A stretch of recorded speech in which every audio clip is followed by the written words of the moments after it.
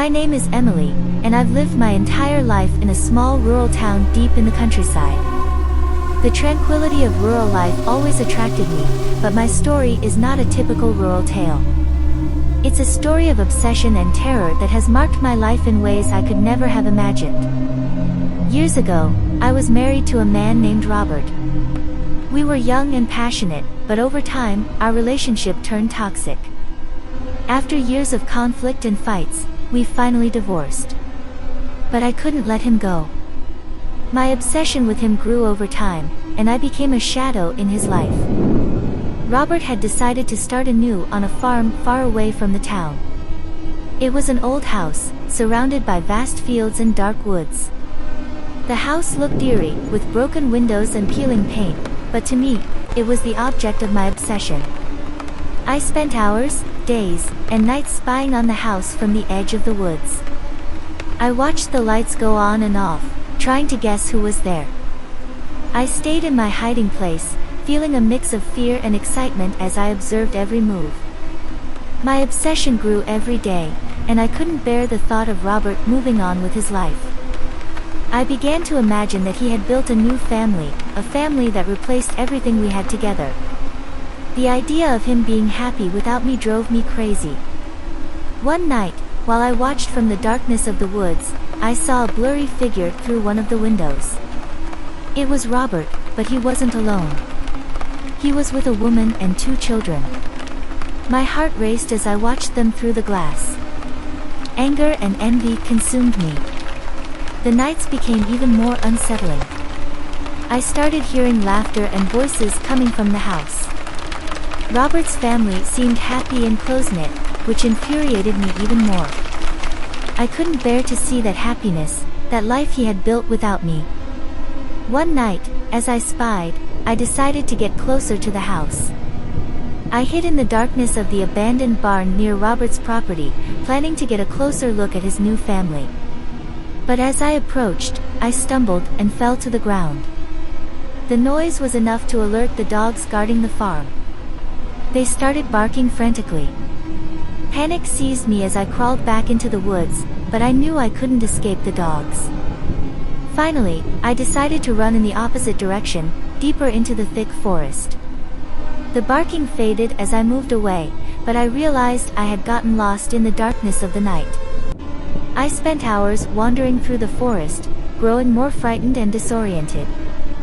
Finally, I found a small abandoned shed and decided to take shelter there until dawn. I felt trapped in my own nightmare, far from Robert's house and his new life.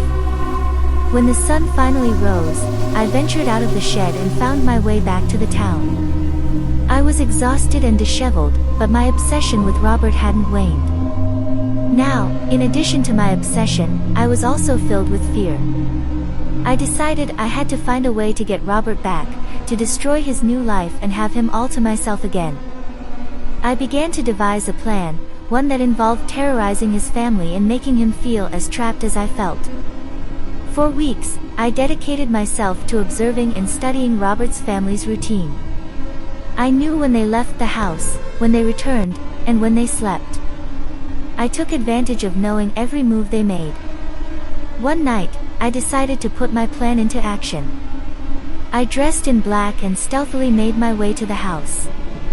I waited in the darkness, hidden among the trees, until they were all inside and the lights went out.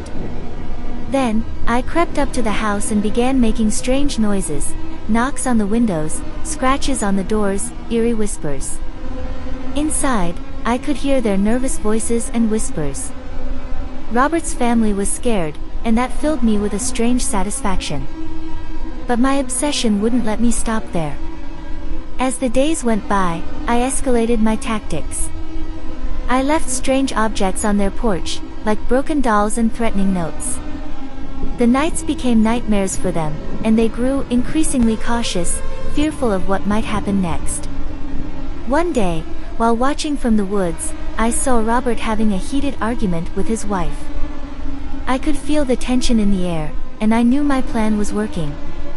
I was tearing his family apart, just as he had torn mine apart. But as my actions became more extreme, I also grew more desperate. I found myself caught in a downward spiral of obsession and madness. I knew I couldn't stop, that I had to keep going until Robert was alone again. Then, one night, while hiding in the darkness of the woods, I saw something that filled me with indescribable terror. I had set fire to the abandoned barn near Robert's house. The flames leaped toward the dark sky, illuminating the night.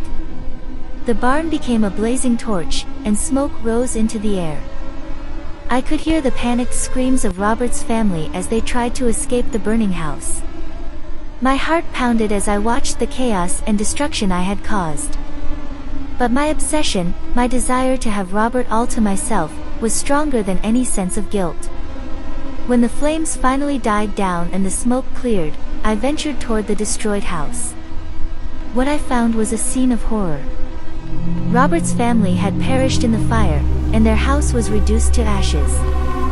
The smell of burnt wood filled the air, and my tears mixed with the rain that began to fall. My obsession had reached its peak, but at an unimaginable cost.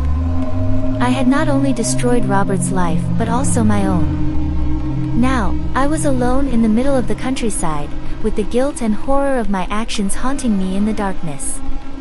The story of my rural obsession and terror is a warning, a lesson about the dangers of letting oneself be consumed by obsession and revenge.